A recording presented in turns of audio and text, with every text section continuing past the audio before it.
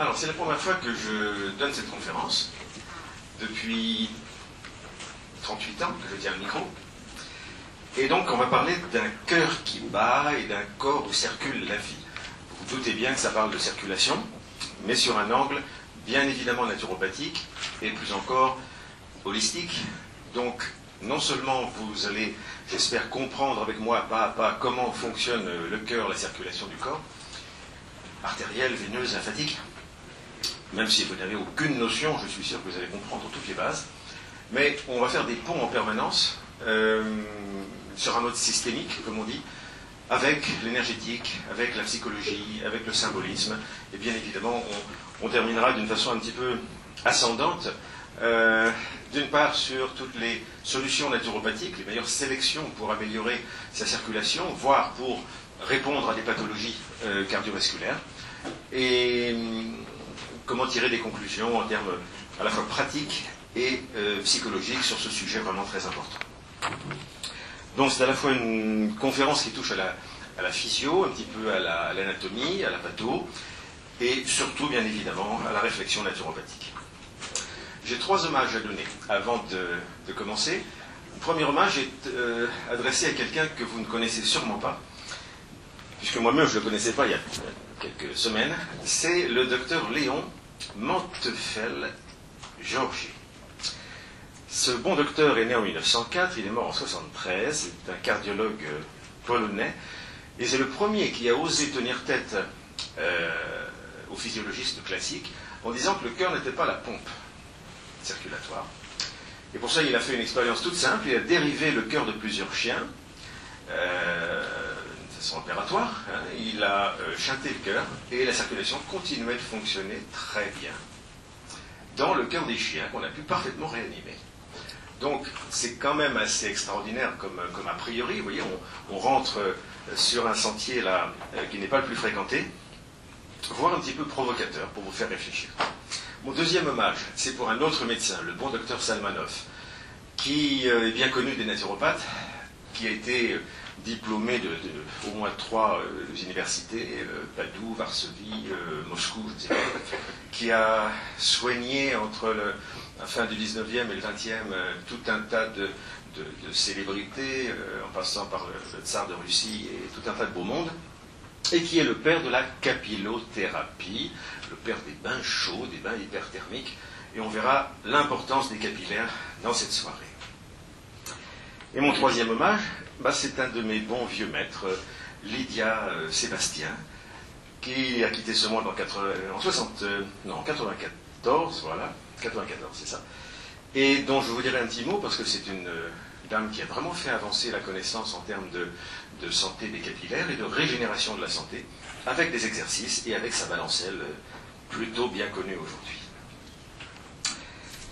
Ceci dit, parler de circulation, très globalement, qu'est-ce que c'est? C'est parler d'un échange permanent au niveau de nos liquides, sang, lymphe, liquide entre les cellules, qu'on appelle liquide interstitiel, liquide à l'intérieur de nos cellules également, le cytoplasme.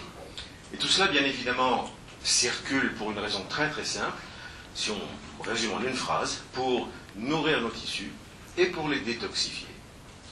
On apporte donc par voie circulatoire de l'oxygène et des nutriments, des acides aminés, des vitamines, du glucose, et on renvoie des cellules du CO2 et puis un certain nombre de déchets, de stérols, d'acides organiques, d'éléments indésirables qui vont être repris par les portes de sortie que vous connaissez bien, qui sont nos émonctoires. Donc si on regarde de loin, c'est plutôt simple, et l'équilibre, c'est une espèce d'échange permanent, harmonieux, entre ce qui rentre et ce qui sort. Tout cela circule, sur un rythme bien sûr différent selon les compartiments liquidiens, comme on dit. Le sang circule beaucoup plus vite que la lymphe, qui elle-même circule beaucoup plus vite que le liquide interstitiel. Mais c'est une merveille qu'on appelle globalement le système cardiovasculaire, qu'on va essayer de décoller peu à peu. Vous retrouverez bien sûr un maximum d'informations dans mon bouquin « Comment se régénérer pour bien vieillir ». Alors il y a 2 circulations sanguines, si on commence à rentrer un tout petit peu dans le détail, ce qu'on appelle la petite circulation et la grande circulation. vous avez une idée, même très générale, de la situation du cœur, en pleine poitrine. Les poumons, qui ne sont pas très loin. Eh bien, la circulation entre le cœur et les poumons s'appelle la petite circulation. C'est tout simplement un échange qui va se faire par le cœur gauche, oreillette et ventricule, et qui va permettre d'échanger la partie gazeuse, enrichir le sang bleu, comme on dit, d'oxygène, et renvoyer ce sang dans la circulation générale ensuite. Alors cette circulation générale, c'est la grande circulation. Elle utilise donc tous les canaux du tronc, des membres de la tête jusqu'aux pieds, et elle permet, elle, de véhiculer cet oxygène et ces nutriments jusqu'à toutes nos cellules, donc 10 puissance 13 cellules. Et tout cela se fait apparemment grâce à la petite merveille qu'est le cœur. Mais le cœur, c'est tout petit, c'est gros comme le poing, et ça fait 280 grammes, un cœur.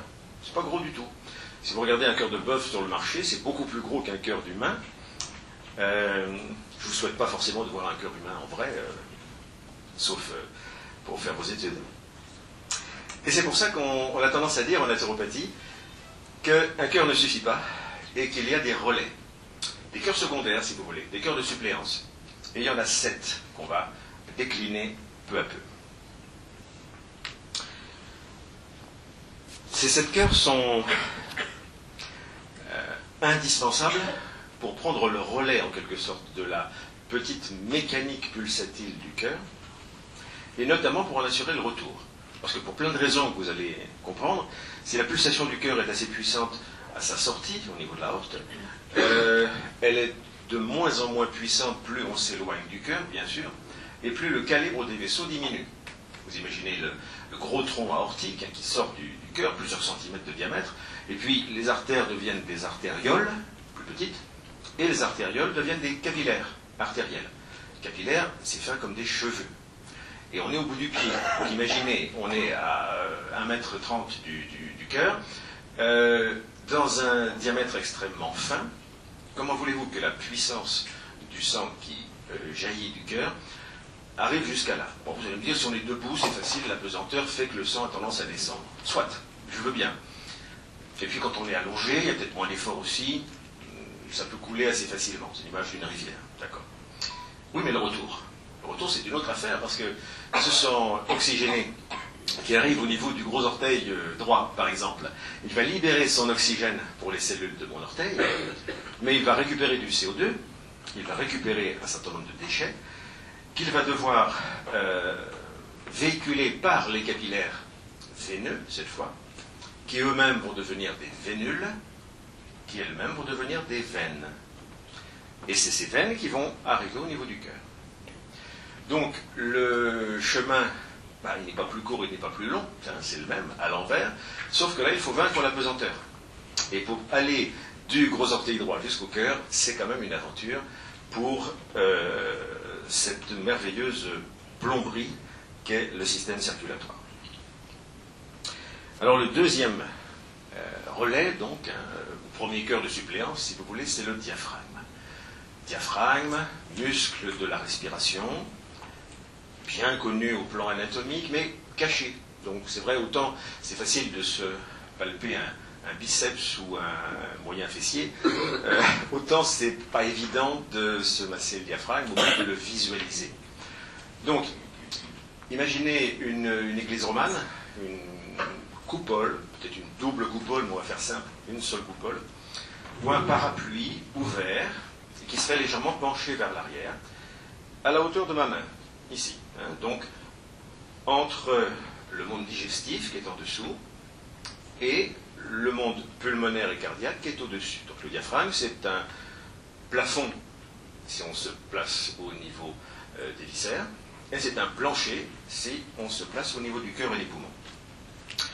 Une coupole musclée, fibreuse, extrêmement puissante, qui va s'attacher, puisque c'est un muscle circulaire, il va s'attacher en périphérie au niveau des côtes, les basses côtes. Il va s'attacher devant, par ici, sur le petit appendice qui est là, qu'on appelle le xiphoïde, que vous avez ou que vous n'avez pas, un petit cartilage en bas du sternum.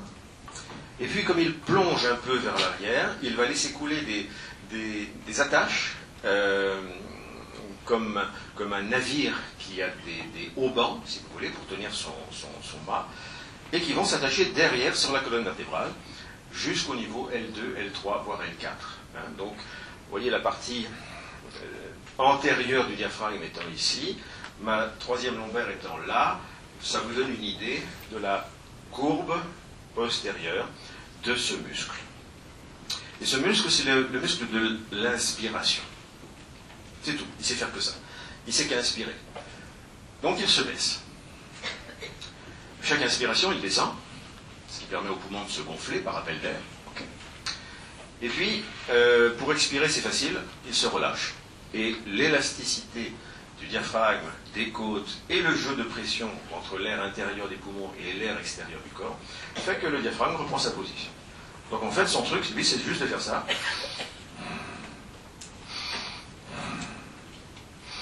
Il se creuse, il s'abaisse à chaque fois que nous inspirons. Alors, là au repos, au centre du diaphragme, vous avez un tout petit débattement de 3-4 cm. Donc ça pompe au centre de votre corps ici, 3-4 cm.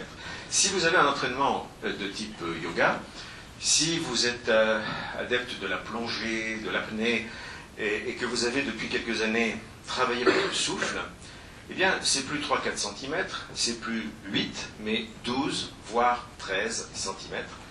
Ça fait ça quand même. Hein. Donc imaginez un piston placé au centre du corps qui va, à chaque inspiration profonde, écraser, puisque c'est ça qui est intéressant, c'est le mouvement pulsatile sur les viscères, qui va écraser jusqu'à 12, 13, 14 cm des organes qui sont pleins de sang.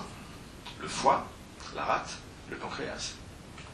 Et le mésentère, la circulation abdominale. Donc toutes ces réserves de sang qui sont un peu stagnantes, si vous voulez, qui auraient tendance à ne pas trop se presser, et bien à chaque fois que nous respirons profondément, nous les écrasons comme une éponge, en rajoutant donc une pression abdominale, supérieure à la pression thoracique en différentiel, et à chaque fois que nous expirons à fond, c'est le contraire, il y a un mouvement de succion, un mouvement de happage, vous voyez, par pression relative, de la circulation basse qui a tendance à remonter. Voilà pourquoi le cœur est l'allié du diaphragme et inversement. Et d'ailleurs, en termes de rythme, quand on parle de rythme cardio-respiratoire, ça va bien ensemble. Quand on accélère l'un, souvent on accélère l'autre. Quand on ralentit l'un, on ralentit l'autre. Second cœur. Voilà. Première conclusion qu'on tirera tout à l'heure, c'est que pour aider la circulation, et surtout la circulation de retour, il faudra donc faire des exercices respiratoires. Bien avant de penser aux réflexes phytothérapie, bien je vais prendre des plantes circulatoires. Non, apprenez déjà à faire des respirations profondes, à expirer à fond, à assouplir le grille costal, le diaphragme, dans une bonne posture. Et vous verrez que dès la première expérience, en moins de 5 minutes, vos jambes qui étaient un peu démateuses, un peu lourdes, se décongestionnent. C'est immédiat, c'est physique. Deuxième relais, ça concerne en particulier les membres inférieurs, mais pas seulement. Il y a dans cette tuyauterie des valvules anti-reflux. C'est très bien fait, c'est juste pour s'opposer à la pesanteur qu'on évoquait tout à l'heure. Ce sont des valvules qu'on appelle semi-lunaires. On disait avant en cœur de pigeon, que ça ressemble un petit peu à un cœur de pigeon. Et imaginez que dans chaque veine, il y a donc des clapets qui sont comme en accent circonflexe, et qui peuvent s'ouvrir, comme ceci, pour faire monter le sang.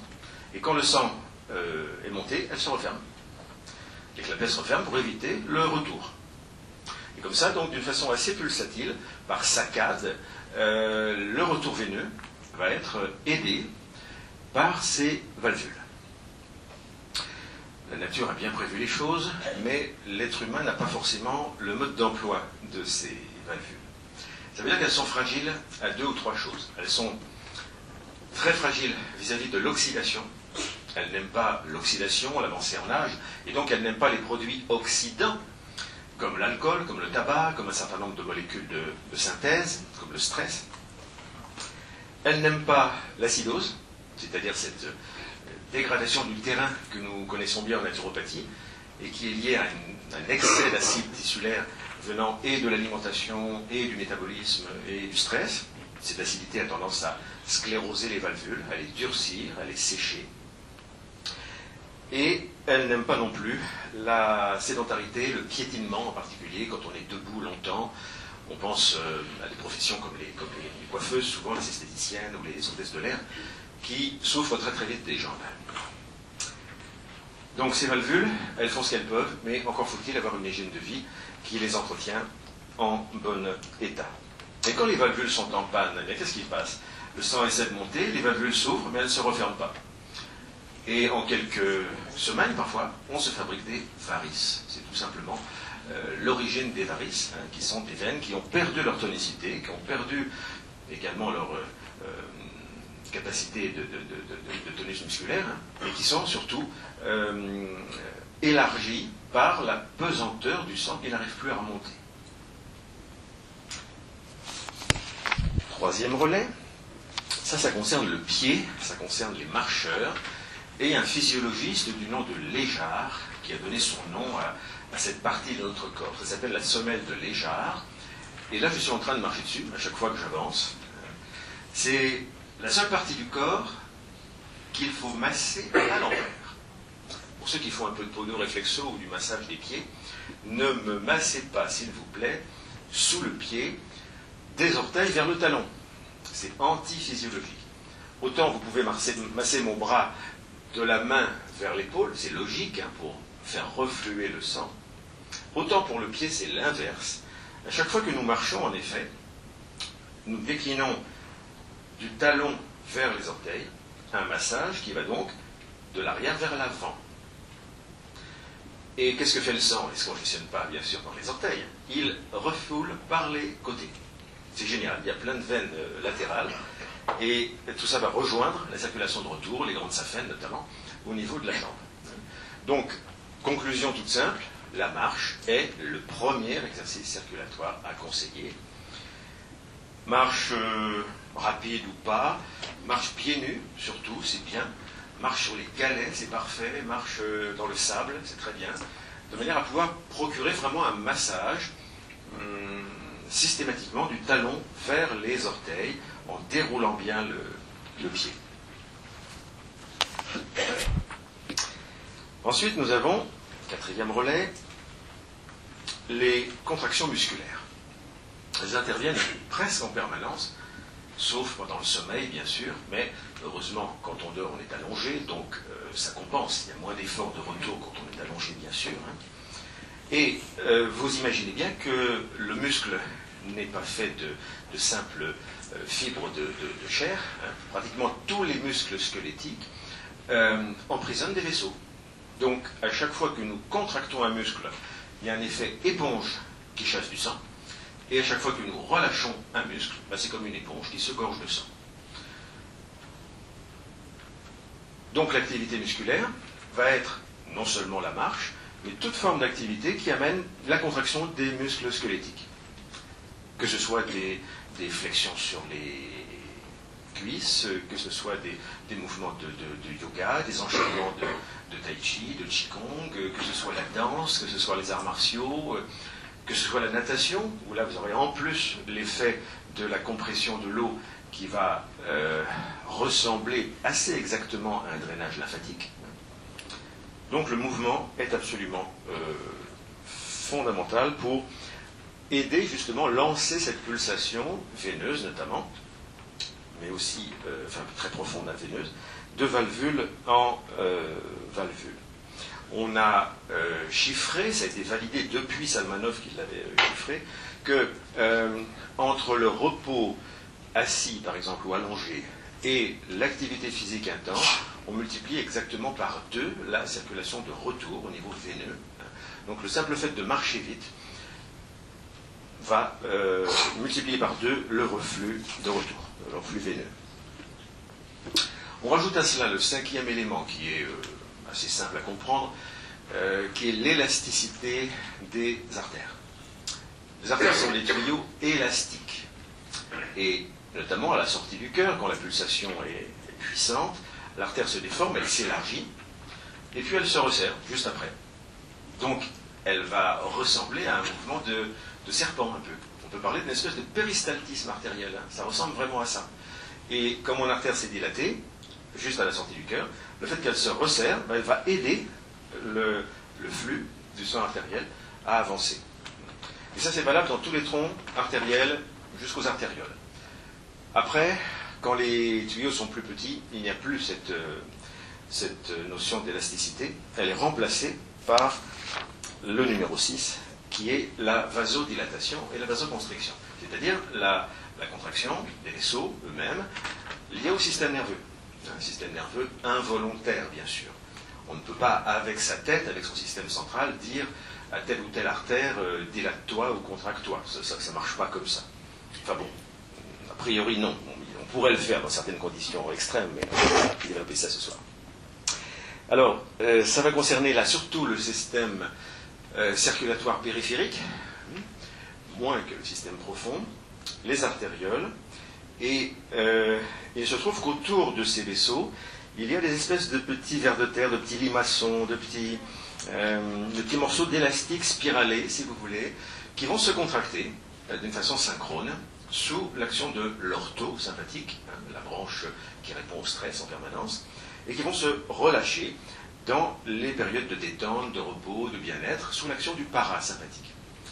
Ça va expliquer une première chose importante pour tout le monde ce soir. Quand j'ai les mains froides et les pieds froids, je n'ai pas de problème circulatoire, j'ai un problème nerveux. Il faut arrêter de s'enlever, il faut s'enlever de la tête ce réflexe habituel. Qu'est-ce que je vais trouver comme plante circulatoire? J'ai froid aux pieds, j'ai froid aux mains. Non, la première chose à faire, c'est pourquoi je suis stressé, consciemment ou non. Qu'est-ce qui bloque mon souffle? Qu'est-ce qui me génère de l'anxiété? Qu'est-ce qui fait que je ne suis pas en sécurité? Ça commence souvent comme ça. Et là, d'une façon inconsciente, le système orthosympathique hyper sollicite les vaisseaux périphériques qui sont fermés. Alors, c'est une vieille histoire.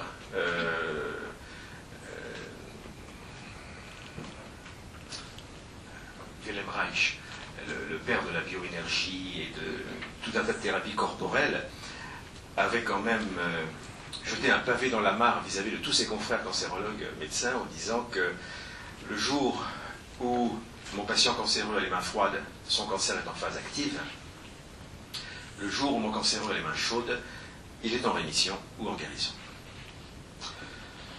Si la guérison du cancer était aussi simple entre nous, ça serait un vrai scandale, quoi.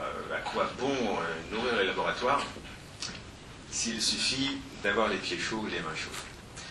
Alors je ne vais pas dire que c'est vrai à 100%, mais c'est incontournable. C'est une vraie vérité qu'on ne peut pas nier. Ça a été repris après sur un mode tout aussi conflictuel et tout aussi provocateur par le docteur Hammer, il y a une trentaine d'années maintenant.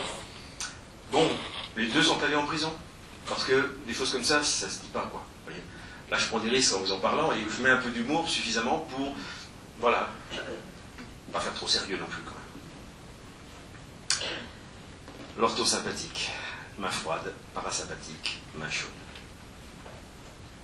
Après, bon, ça peut se compliquer parce que en relais avec ce système nerveux interviennent un certain nombre de régulations hormonales. C'est un petit peu pointu pour aujourd'hui.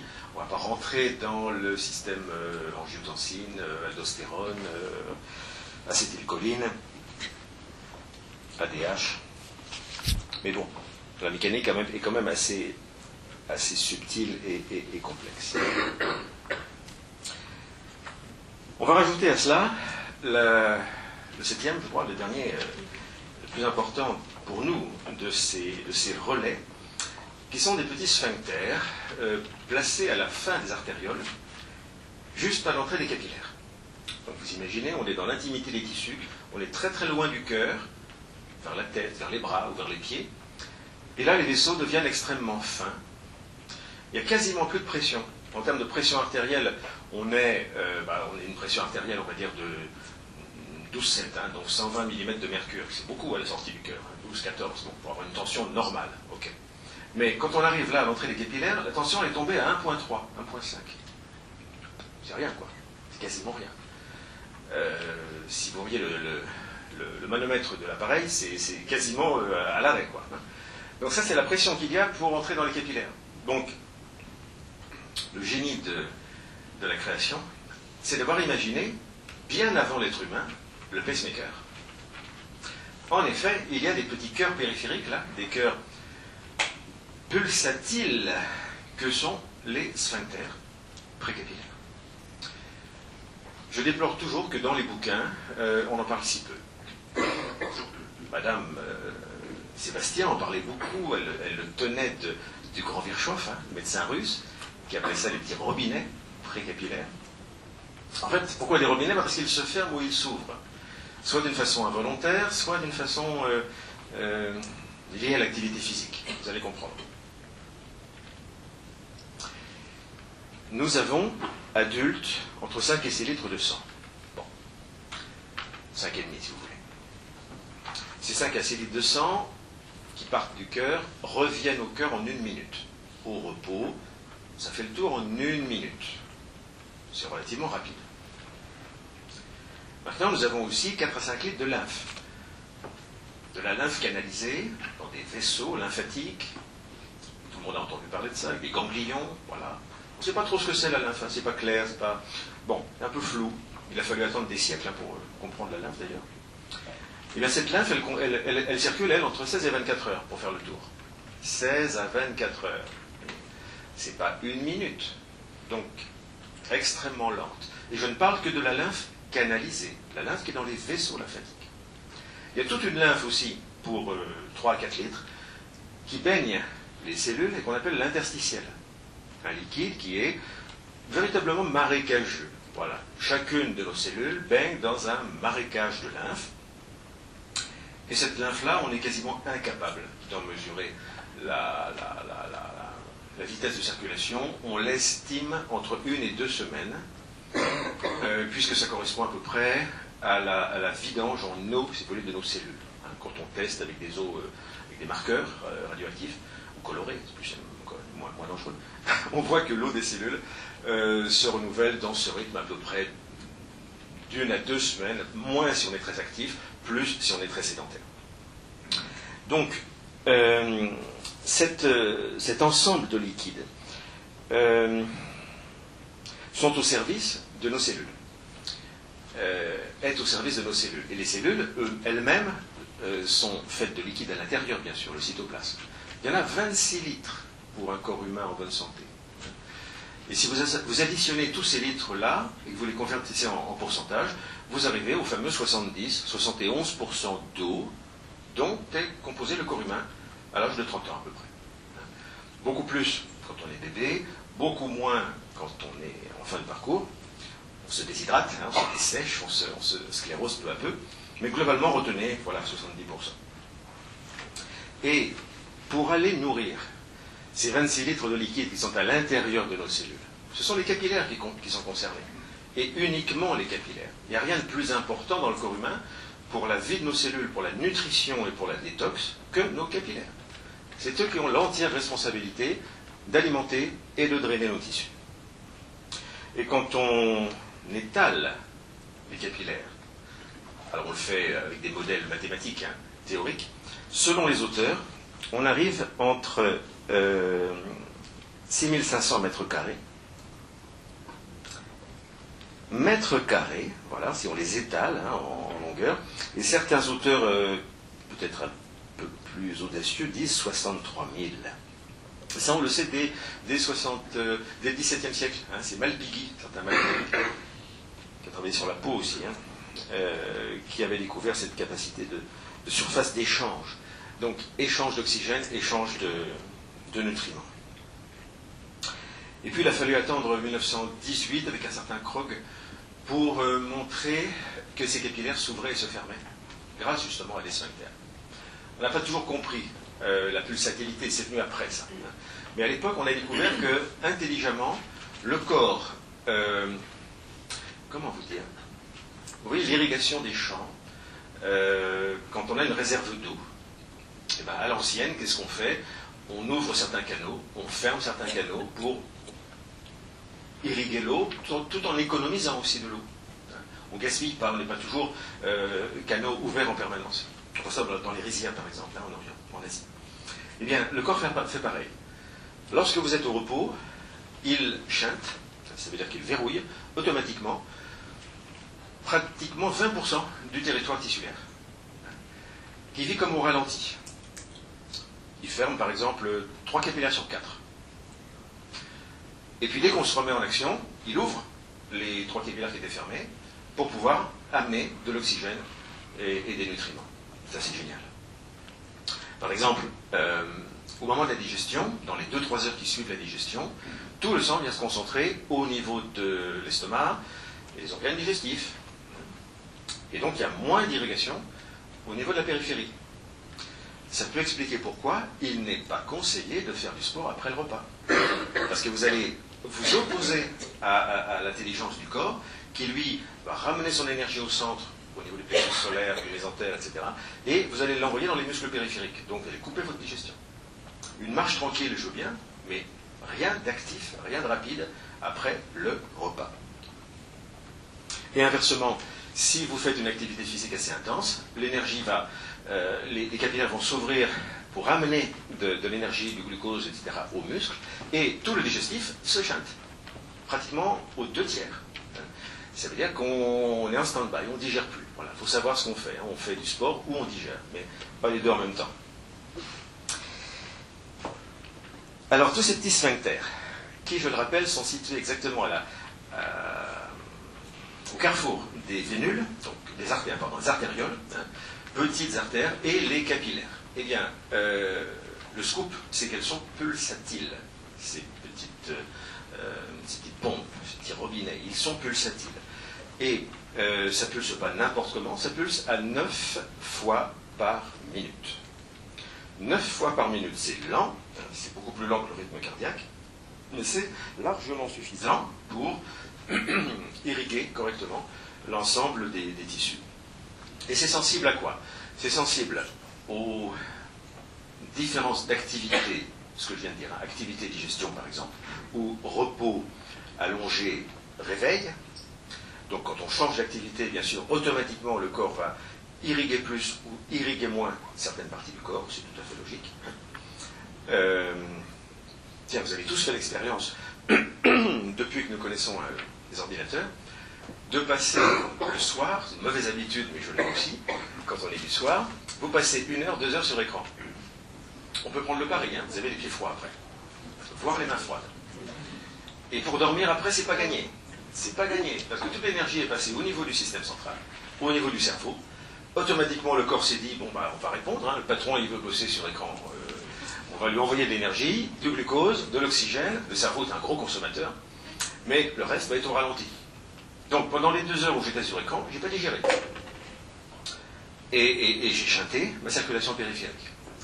Donc, la solution, une solution que connaissait le général de Gaulle, c'était de préparer ses conférences. À l'époque, il n'y avait pas d'ordinateur. Il travaillait comme pas mal du chapeau. Hein. Bon, il bossait intellectuellement. Eh bien, il bossait les pieds dans l'eau chaude.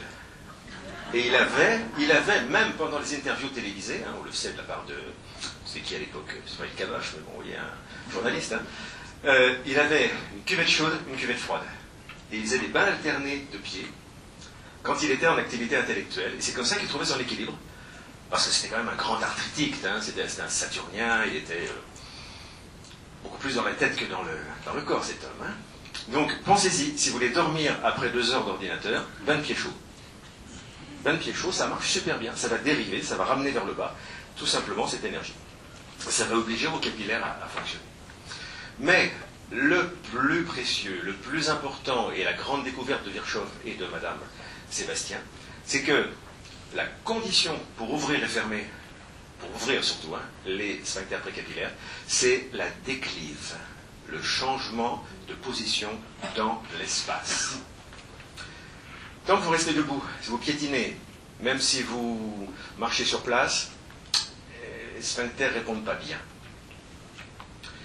Si vous vous agitez horizontalement, ils ne répondent pas bien non plus, ou alors très localement. Mais c'est vrai qu'il y a des vasodilatations plutôt sympathiques. Maintenant, si vous êtes capable de faire la chandelle, ou le poirier, la chandelle c'est plus simple, hein, ou même une demi-chandelle, et puis de vous relever, et de refaire une chandelle, et de vous relever. Mais sur un rythme de 10 secondes, puisque globalement mes sphincters pulsent tous les 10 secondes, 9-10 secondes, eh bien vous allez ouvrir ce système à 100%, à 100%, et vous ferez l'économie de la balancelle de Sébastien qui coûte très cher. C'est un très beau produit, mais on peut vraiment la remplacer si on est capable de monter une chandelle sur un rythme de 10 secondes, descendre une chandelle sur un rythme de 10 secondes. Quand vous rentrez dans le rythme, ça va. Vous finissez par avoir comme un cycle, hein, une belle respiration. En 3 minutes, vous avez chaud aux mains, chaud aux pieds, et c'est 100% de vos cellules qui se trouvent irriguées, oxygénées et drainées. On peut aussi faire beaucoup plus simple, hein, avec, par exemple, lever les bras sur un rythme de 10 secondes. Je lève un bras, et l'autre est en bas. Tiens, mais essayez, vous ne risquez rien. Hein. Regardez d'abord le dos de votre main gauche, par exemple. Hein. Vous voyez ces veines, beaucoup, on voit des veines apparentes. Regardez la main gauche en bas, posez-la sur votre genou, d'accord? Et puis, levez pendant 10 secondes la main droite. On va compter jusqu'à 10.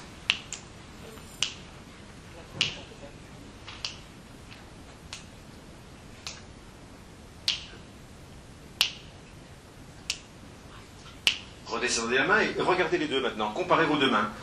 La main droite est plus blanche. Les veines sont plus fines. Et c'est le travail des sphincters capillaires, ça. Ils se sont fermés. Mais si on avait continué l'expérience et que vous aviez levé la gauche cette fois et baissé la droite, toujours sur un rythme de 10 secondes, eh bien on aurait fini par harmoniser main droite, main gauche et complètement booster la circulation de vos membres supérieurs. On peut faire pareil quand on est devant la télé ou en train de lire, tranquillement, écouter de la musique avec ses jambes. Il suffit d'avoir un tabouret ou une chaise un tout petit peu plus haute que la hauteur de votre bassin, vous voyez, et alternativement, pendant 10 secondes, je mets la jambe droite sur ma chaise. Et puis je mets la jambe gauche sur ma chaise. Ça c'est le plus passif, c'est papy-mamie. Hein, c'est vraiment, voilà, c'est la gym tranquille, vous n'allez pas transpirer avec ça. Mais mine de rien, vous allez vous refaire des jambes. Vous allez vous refaire des jambes. Et si vous faites, alors là vous ne regardez pas forcément un bouquin, hein, mais vous faites bras droit en l'air, jambe gauche, 10 secondes, et puis je change bras gauche, jambe droite, là vous faites membre supérieur et membre supérieur, et membre inférieur. Et si on regarde en plus à droite, le bras droit, c'est contre l'Alzheimer. Exact, très très bien. Et ça c'est dans les exercices de rajeunissement de Madame Sébastien. On tourne la tête du côté du bras également pendant 10 secondes, hein, vous faites des rotations tranquillement à droite et à gauche. Et vous clignez les yeux également. J'ouvre et je ferme. Après, vous synchronisez tout. Les bras, les jambes, la tête. Et bien voilà, ça c'est l'exercice Sébastien. Bravo madame. Bravo, bravo. Et ça fait partie des exercices de rajeunissement. Et là, ces bouquins, on ne les trouve plus. Hein. Peut-être sur occasion, sur Internet en occasion, mais les exercices qui rajeunissent de Lilia Sébastien, c'était une vraie merveille. Une vraie merveille. Les sphincters, pulsatiles.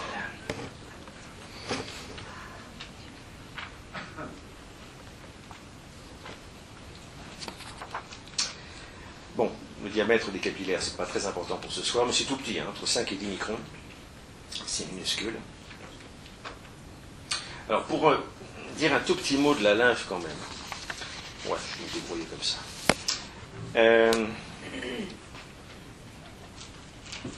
Je reviens dans l'intimité de tous vos tissus. Le foie, le muscle, l'oreille droite, le gros orteil gauche, peu importe.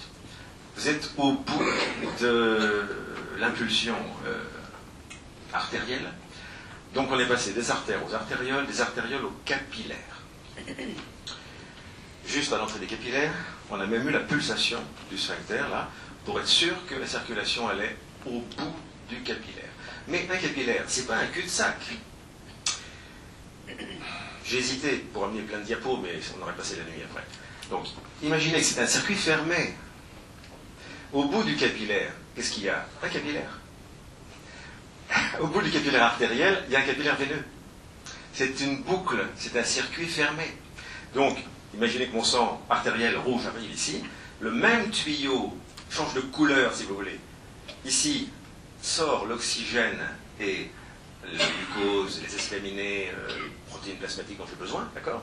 Mais ici, au niveau du sang bleu, quelque part, rentre un certain nombre de déchets, dont du CO2, et ça va repartir dans les vénules et dans les veines pour arriver à se faire nettoyer au cœur. Bon. J'essaie d'être clair. Pour vous montrer que cette circulation capillaire, arrivée fin comme un cheveu, ou beaucoup plus fin encore, puisqu'on est dans le micron, permet à un certain nombre d'électrolytes, de ligoéléments, d'acides aminés, de glucose, etc., de sortir du capillaire sanguin, cette filtration, et d'être réabsorbé par la partie veineuse. Sauf que la machine est bien faite, mais ça marche qu'à 90%. Il y a 10% de flotte, 10% de liquide qui sort de la partie capillaire artérielle, qui ne rentre pas dans le capillaire veineux. Où va ce 10% d'eau? Dans un capillaire lymphatique. Ça veut dire que la lymphe prend sa naissance dans tous nos tissus. C'est un circuit très particulier. La lymphe n'a pas de cœur, n'a pas de pompe. Et ce n'est pas un circuit fermé. C'est un circuit ouvert. Et imaginez donc comme des racines de plantes. Voilà. Des racines de plantes qui vont puiser dans la terre un certain nombre de choses. Et voilà ce que font nos capillaires lymphatiques. Ils vont se charger d'un certain nombre de déchets qui vont remonter dans des canaux dits lymphatiques. Canaux où vous aurez des filtres que sont les ganglions lymphatiques.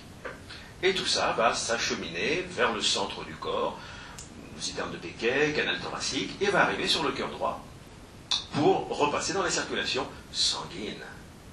Donc, ma lymphe part de tous mes tissus, elle se charge de déchets, et ces déchets se jettent au niveau de la crosse du cœur droit pour arriver dans la circulation sanguine.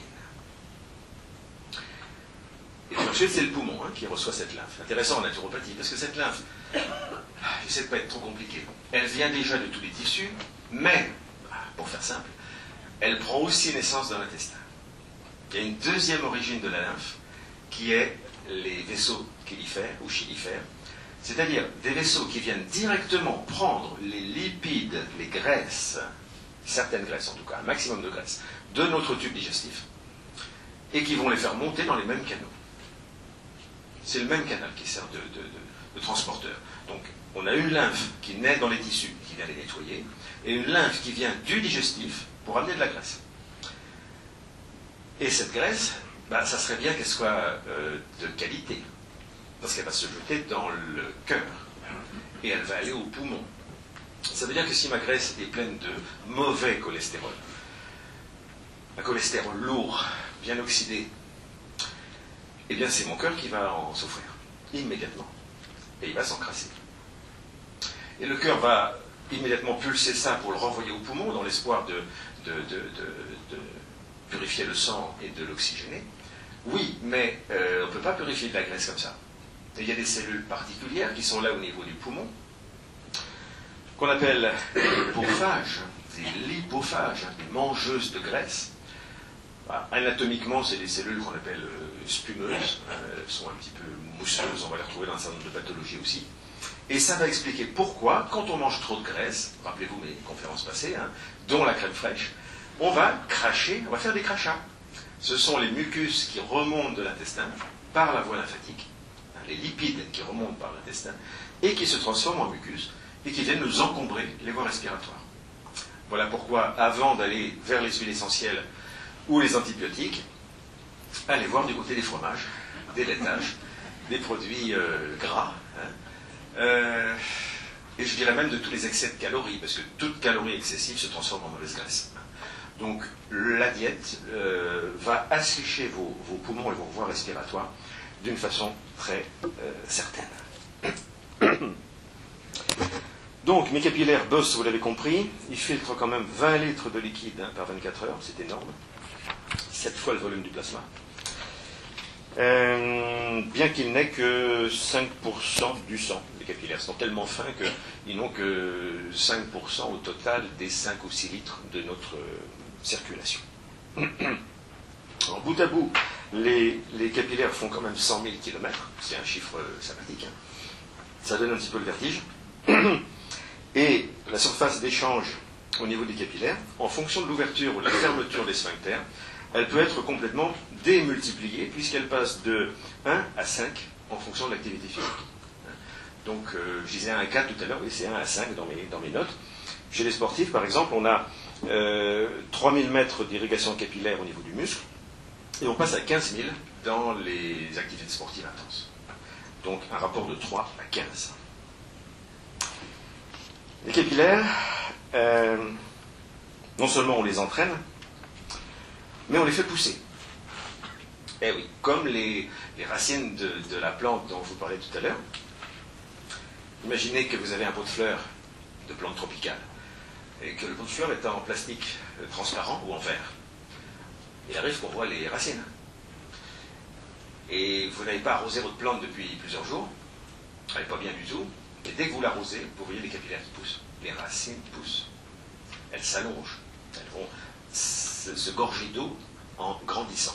Et bien dans le corps humain, nous avons la capacité également de faire pousser nos capillaires lymphatiques et artério-veineux. Et pour ça, il y a deux conditions connues. La première, elle est vieille comme le monde, c'est l'activité physique. Et ça a été démontré chez les sportifs qui ont, tenez-vous bien quand même, c'est pas rien, hein, au millimètre carré, un sportif possède 325 capillaires. Non entraîné. Un sportif entraîné passe de 325 à 460. Il y en a qui ont compté les capillaires quand même, hein. C'est merveilleux, ils l'ont fait pour nous. Donc ça pousse, de 325 à 460. Et en termes d'irrigation, ça veut dire qu'on peut passer d'un muscle qui reçoit 25% de sang, capillaire ouvert, à 100% de sang, capillaire fermé, à 100% de sang, capillaire ouvert. Et l'autre méthode, bien sûr, qu'on va revoir dans nos clés naturopathiques, c'est la chaleur. La chaleur intense, hein, la chaleur des bains très chauds, bains hyperthermiques, disait Salmanov, qui sont une solution extraordinaire pour faire pousser du capillaire. Mais encore faut-il supporter des bains qui dépassent 40 degrés. Donc il y a quelques contre-indications, bien sûr. Mais si on le fait prudemment et si on n'est pas dans un cas de contre-indication majeure, vous verrez dans une minute que c'est vraiment du bonheur. Bon, je passe sur la lymphe, on en a assez parlé, c'est un petit peu pointu. Et on va arriver à toutes les clés maintenant, on va détailler un petit peu les clés de circulation optimum, hein, qu'elles soient veineuses, artérielles ou lymphatiques. Donc, activité physique, je n'y reviens pas. Aujourd'hui, nous avons la chance d'avoir des vraies recherches scientifiques sur les bienfaits de l'activité physique. Beaucoup d'études sont publiées à l'étranger ou en France, hein, qui montrent l'intérêt d'une activité physique régulière sur la maladie cardiovasculaire, sur l'hypertension artérielle, sur le diabète, sur l'avancée en âge, sur l'asthme, l'emphysème, l'Alzheimer, bien sûr, oui, je le mettais dans l'avancée en âge et dans les petits bugs neuropsychologiques. Et donc, la difficulté pour nous, naturopathes, c'est de choisir, hein, c'est d'accompagner notre client dans le choix d'une activité qui est juste, c'est-à-dire nécessaire et suffisante pour elle, bien adaptée à son emploi du temps, adaptée à ses goûts aussi, puisqu'une activité physique qui serait une contrainte ferait un effet inverse. Donc, quel est le plaisir? Est-ce que c'est la marche? Est-ce que c'est plutôt la bicyclette? Est-ce qu'on est à l'aise dans l'eau? Est-ce qu'on est à l'aise sur un cheval? Est-ce qu'on est à l'aise pour faire de la barre au sol? Est-ce qu'on est... Voilà. Donc on discute, on négocie, on le sait que ça vienne du client, c'est mieux, hein, quand ça vient de lui. Et après on négocie le temps. Combien de fois par jour? Combien de fois par semaine? C'est une vraie posologie. Hein. Il ne s'agit pas de dire à quelqu'un bouger, éliminer, hein, ou manger des fruits et des légumes. Parce qu'on ne vous dit pas lesquels, on ne dit pas s'il faut les prendre crus ou cuits, avec quelle sauce. Bon, il faut arrêter. Bon, heureusement, ça nous fait du travail quand même. Donc, activité physique. Deux activités privilégiées au niveau de la circulation. L'aquagym, tout ce qui est en piscine, Tout simplement parce que la pression de l'eau va véritablement suractiver la circulation lymphatique et la circulation de retour. La pression de l'eau sur le corps humain, c'est la même pression que la main du masseur qui vous fait du drainage lymphatique. C'est tout, on ne le sent pas, parce que c'est tout le corps qui est sous pression, mais on n'a pas trouvé mieux. Ça veut dire aussi que si quelqu'un vous fait du drainage lymphatique et qu'il appuie fort, il est mauvais. Le drainage lymphatique, c'est extrêmement doux, puisque c'est l'équivalent de la pression de la piscine sur vos jambes, si vous voulez. Et puis, dans la même famille, je glisse la thalassothérapie, qui est un vrai bonheur. Hein. Donc, hélas, pas remboursé actuellement. C'est Et puis un peu cher, bien sûr. Hein. Mais bon, si vous pouvez vous offrir un peu de thalasso de temps en temps, c'est une excellente chose. Alors, transition, puisqu'en thalasso notamment, qu'est-ce qu'on reçoit? Des massages. Donc, deuxième technique importante, le massage. Qui dit massage, dit brassage des humeurs. Ça, c'est un terme très naturopathique. Hein. Brassage humoral.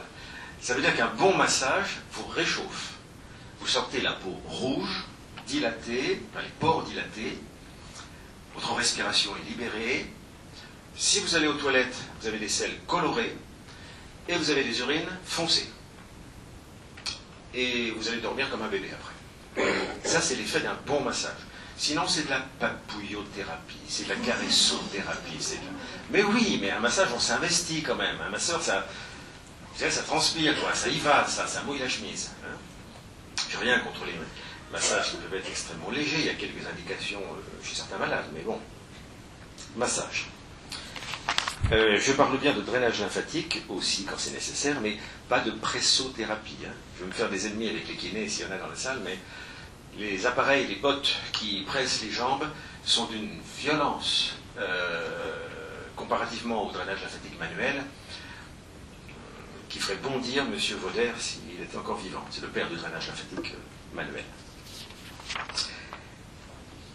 Alors j'ai connu Madame Sébastien, cette bonne dame, entre 78 et 79. J'étais tout jeune naturo installé, je me suis installé en 76. Et j'allais rue de Cambronne avec quelques confrères dans son appartement, très suranné, c'était délicieux, ça avait un petit côté aristocratique de la Russie décadente. On prenait le thé, et puis elle nous racontait sa vie, elle nous racontait surtout ses études, ses travaux sur l'amélioration de la vue, comment elle avait recollé des rétines, comment elle avait retrouvé une partie de sa surdité elle-même, comment elle accompagnait l'athérosclérose, le cancer. Pour elle, il y avait une seule pathologie, c'était la circulation, c'est clair. C'était du bon sens naturopathique. Et puis, on avait le droit après de faire un quart d'heure de balancelle, donc sur cette espèce de fauteuil relax magique. Il y avait un exemplaire, quoi.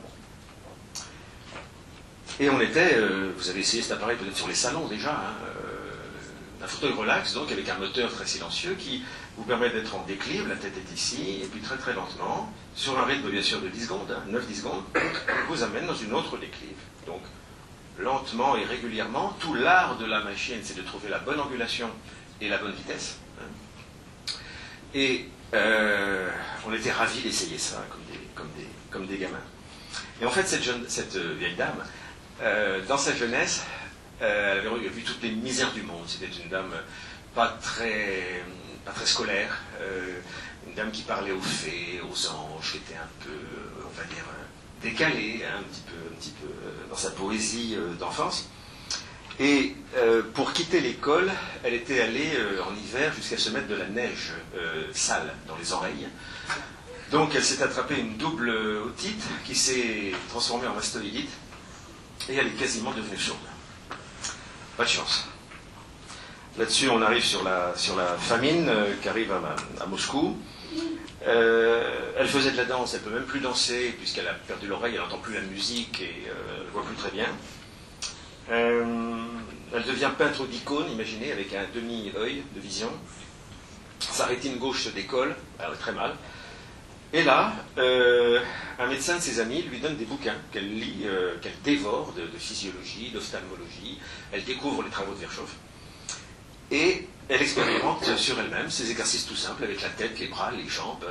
Elle fait des sons également, un peu comme des mantras, pour faire vibrer aussi les organes du crâne.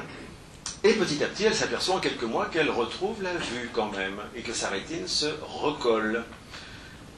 Et donc elle invente l'appareil avec l'aide d'un ingénieur, et elle met sur cette machine un certain nombre de malades qui évitent eux aussi des opérations gravissimes, et à raison de 3 heures par jour, sur la balancelle.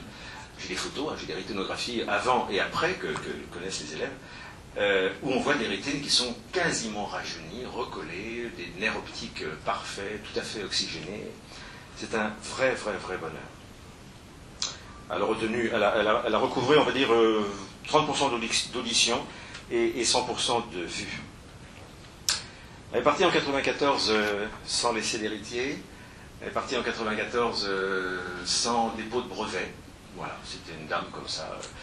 Et l'histoire aurait pu s'arrêter là, sauf que 15 ans plus tard, une de mes amies, que vous connaissez peut-être, qui est la distributrice pour Paris du Bolder-Jacquier, Madame Ethel Mollet, me téléphone en me disant: Daniel, tu sais, à la cave, j'ai un appareil Sébastien, t'as connu ça, toi? Ah bah oui, ça m'a tout de suite rappelé mes études. Tu ne voudrais pas m'écrire 30 pages pour faire présenter les bienfaits, parce que j'aimerais la recommercialiser. Bon. Et c'est vrai que j'ai du mal à écrire 30 pages, moi. Donc j'en ai fait 350. C'est devenu comment se régénérer pour bien dire. Et puis, elle a recommercialisé tout cela, et aujourd'hui, c'est devenu la société HEM Diffusion. Je vous invite à aller sur Internet, au moins pour voir l'appareil, et les prix, les conditions, et tout ça. Ça peut se louer aussi. J'ai des naturopathes sur Paris qui ont l'appareil et qui peuvent le louer, faire des séances à domicile, pas à domicile, mais chez le thérapeute. HEM Diffusion, vous aurez de belles surprises. Alors, ça sert à quoi? Bon, je me suis retenu là pour la liste des bienfaits, parce que je suis en train de faire une étude sur une centaine de cas de personnes qui ont utilisé la balancelle. J'espère publier ça bientôt. Vidange veineuse périphérique plus. Donc c'est bien évidemment d'abord ça. Libération du diaphragme. Tous les gens qui sont un peu anxieux, coincés, qui ne respirent pas à fond, en un quart d'heure, vous avez une libération, comme si on avait mis de l'huile dans votre thorax et dans votre diaphragme. Tension artérielle qui se normalise, presque chez tout le monde. Pourquoi? Parce que la tension est très liée à des récepteurs, on appelle des barorécepteurs, qui sont dans l'aorte, qui sont dans les carotides. Et le fait de basculer le corps humain normalise, harmonise ces barorécepteurs. On a un travail aussi sur le nettoyage des vaisseaux. C'est ce que j'appelle l'effet Orangina. C'est-à-dire qu'on va secouer la bouteille, sur cette balancelle, si vous voulez. Et on va nettoyer tout doucement les dépôts de lipides, les dépôts d'athérosclérose, et notamment au niveau des rétines. Les discopathies, c'est génial aussi, parce qu'on va donner à la colonne vertébrale un mouvement de respiration, de pompage au niveau des disques, qui va complètement optimiser la nutrition des disques intervertébraux, et notamment leur recharge en eau. Et un disque intervertébral, je le dis toujours, c'est 85% de flotte. On a un travail sur le stress également. Alors on dort vraiment très bien, parce qu'il y a une libération d'endorphine sur la machine, donc bien-être, relaxation. Le filtrage rénal est optimisé aussi. Le rein fonctionne facilement 20% de plus. Et on a pu améliorer notamment des gens sous dialyse, qui étaient moins dialysés avec ça. Régénération crânienne, régénération de toutes les fonctions crâniennes, donc nerveuses, mais aussi la vue, l'audition, le goût. La maladie de Raynaud, en 3 mois c'est terminé. Les coronopathies, donc maladie des coronaires également, rééducation des cardiaques après infarctus. Voilà, et j'en passe parce que je suis assez enthousiaste sur cette matière. La clé essentielle, vous l'avez compris, c'est la déclive, donc la différence de pression et l'ouverture des sphincters précapillaires. La pression, elle varie énormément, j'ai noté entre 25 et plus 40% là, dans les différents compartiments du corps, en fonction qu'on a la tête un peu en bas ou la tête un peu en l'air. Donc c'est vraiment pas des petits pourcentages. Faute de balancelle, donc on a toutes ces formes de gymnastique, dont la chandelle, sur un rythme de 10 secondes. Et les seules vraies contre-indications, à ma connaissance, sont les glaucomes, les hypertensions oculaires. Certaines hypertensions aussi générales qui ne sont pas stabilisées, chez des gens qui refusent les médicaments par exemple. On ne va pas prendre de risques en les mettant un peu la tête en bas, bien sûr. Alors, je glisse vers la notion de symbolisme tout doucement, même si on va revenir après à des plantes et à des techniques, vous allez voir, mais là j'ai besoin de faire un petit aparté sur le cœur, pompe ou pas pompe. Dans la pensée de Rudolf Steiner, en anthroposophie, vous savez qu'on tient compte non seulement de la physiologie classique, puisque ce sont des médecins qui pratiquent, mais on tient compte également d'une globalité de l'être humain, notamment de sa dimension énergétique, que Steiner appelle éthérique, les forces éthériques, les forces formatrices, les forces de vie. On tient compte, troisième étage, d'une dimension émotionnelle, qu'il appelle astrale, et on tient compte, bien sûr, du moi, le moi pensant, et le moi capable de transcendance. Donc un moi à la fois freudien, si vous voulez, dans sa dimension intellectuelle, et capable aussi de se dépasser, de créer et de se relier à autre chose. Donc, la conception de l'être humain, si on la regarde déjà avec ses 4 paires de lunettes, physique, énergétique, émotionnelle et psychospirituelle, va forcément faire éclater la compréhension de la maladie et la compréhension de la thérapie. On trouve parfois dans les conférences de Steiner des phrases qui, lorsqu'elles sont sorties de leur contexte, paraissent complètement délirantes. Par exemple, la spirale des coquillages prend son origine dans les marées et dans les spirales de l'eau de mer. Sorti du contexte, on se dit, mais c'est un gentil rêveur, là, qu'est-ce qu'il nous fait, là? C'est l'eau qui génère la spirale des coquillages. Alors on pourrait refermer le bouquin, parce que c'est l'un des bouquins, c'est toute une bibliothèque, Steiner. Et puis on peut lire aussi d'autres auteurs, comme Theodor Schwenk, S-C-H-W-E-N-K. Si vous êtes passionné par les formes de la nature, par les spirales, les vortex, les lemniscates. Un lemniscate, c'est la forme de l'infini, et la forme du 8. Partout dans la nature. De l'infiniment grand à l'infiniment petit, des spirales des galaxies jusqu'aux spirales de l'ADN, Theodor Schwenk, d'inspiration anthroposophique, vous explique d'une façon plutôt claire, avec beaucoup d'images, les merveilles qu'il y a au niveau des forces formatrices. C'est-à-dire de ce qu'on appellerait aujourd'hui en physique quantique la matrice. Un peu comme dans le film, mais voilà, le bon côté du film, si vous voulez, la bonne matrice, la bonne mère. On peut considérer par exemple aujourd'hui que des champs vitaux, des champs électromagnétiques très subtils, sont comme la partie invisible du visible. On a appris à l'école, vous comme moi, que la matière, lorsqu'elle était excitée, libérait de l'énergie. Elle libère de la chaleur si on la frotte, elle libère des photons, elle libère du magnétisme, etc. Oui, mais on pourrait aussi considérer que la matière n'est que la partie visible d'un iceberg énergétique, qui en est la matrice. Et ça change tout au niveau de notre compréhension du monde. Ça change tout. Ça veut dire que l'essentiel est invisible pour les yeux, comme disait quelqu'un. Et que si on entre dans l'univers anthroposophique, c'est celui-là dont on nous parle. Ce sont les forces formatrices de la nature. Quel rapport avec la circulation? Steiner nous dit, je cite, « Le sang est simplement régulé par les battements du cœur. » Régulé. La pompe cardiaque n'est pas une pompe. C'est juste un relais qui est situé entre le haut et le bas, c'est vrai, entre un pôle qu'il appelle neuropsychique, là-haut, la tête, et un pôle qu'il appelle métabolique, le ventre, la digestion, le sexe. Le cœur est entre les deux. On peut dire que le cœur, il est pris aussi entre du sang plein d'oxygène et du sang plein de CO2. Il est entre les deux. On peut dire qu'il est entre un sang bleu et un sang rouge, un sang riche, un sang pauvre. Mais son action est comme initiée par la pulsation et la rotation du sang. Vous allez comprendre, j'espère. Rappelez-vous du chien de Léon Manteuffel. il a mis en dérivation un chien, un cœur de chien. Il a clampé les artères carrées qui partent du cœur, il a fait un circuit, une boucle, et ça a marché encore. Ça n'a pas marché 3 secondes, ça a marché plusieurs minutes quand même. Sans cœur. Très dérangeant. On est en 1950, c'est pas il y a 3 siècles. Hein.